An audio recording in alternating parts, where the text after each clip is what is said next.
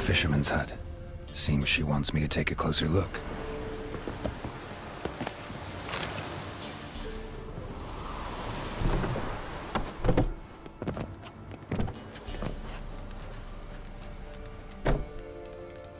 Who's that?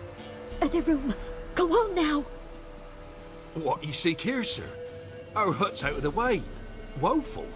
We has nothing. We knows nothing. Just need information. Looking for 2 women, the Bloody Baron's wife and daughter. Not a soul have been here, sir. Sure? Not even passing through? Daughter's medium height, about 20. Her mother's thin, about 40. Seen them? That sir came at night, right, Mummy? Quiet, boy.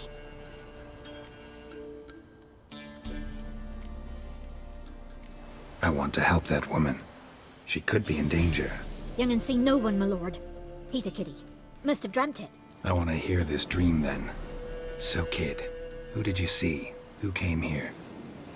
Pappy brought her at night, the lady does the medicines. She was all afeared. Talked about an awful monster, said she had to go back, dunno where to.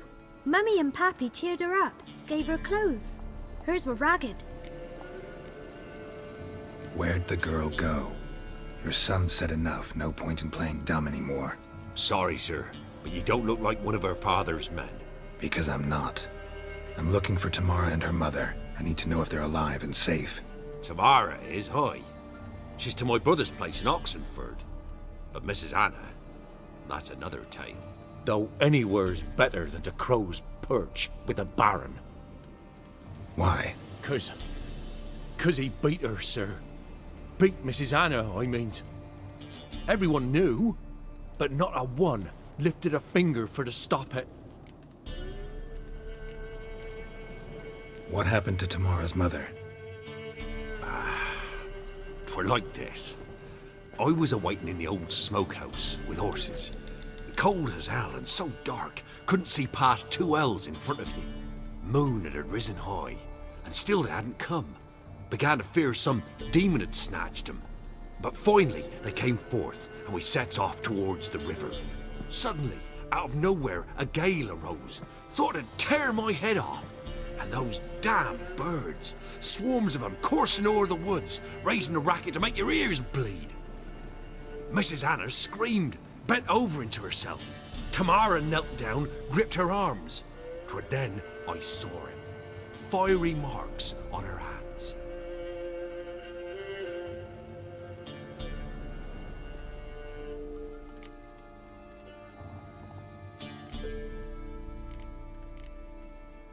What marks?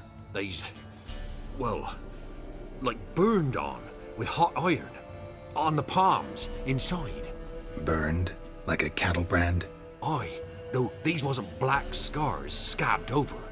They's hot and glowing, as if they burned with raw fire. Fine. What happened next? Grew even darker. Seemed someone had put out the stars. Crickets all went silent of a sudden, and then, from the woods, a roar. Broke out in a cold sweat, and before I could catch my breath, a beast jumped out of the woods, big as a barn, with horns and 2 burning coals for eyes. I thought I was done for. Beast attacked Mrs. Anna's horse, ripped its head off, carried her off into the woods. Our horses, mine and Miss Tamara's, got spooked and tore off willy-nilly. 'Twere the only reason we escaped. The miss wanted to go back for her mother, but my wife pleaded, said she'd die out there alone. Miss Tamara agreed not to go.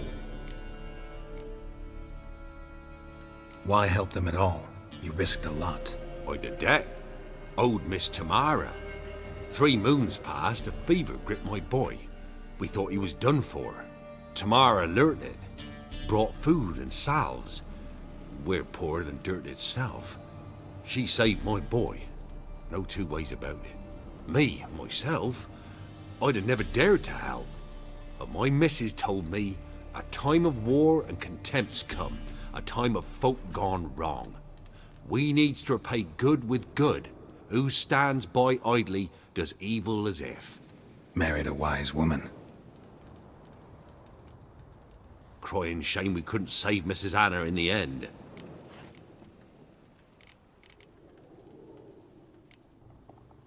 Thanks for your help.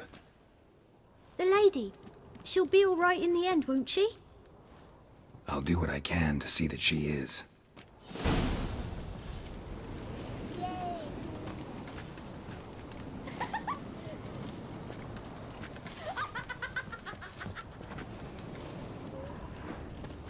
Huh?